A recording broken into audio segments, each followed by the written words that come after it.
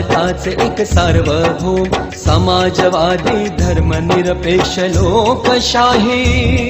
गणराज्य घडवण्याचा व त्याच्या सर्व नागरिकास सामाजिक आर्थिक व राजनैतिक न्याय विचार अभिव्यक्ती विश्वास श्रद्धा व उपासना यांचे स्वातंत्र्य दर्जाची व संधीची समानता निश्चितपणे प्राप्त करून देण्याचा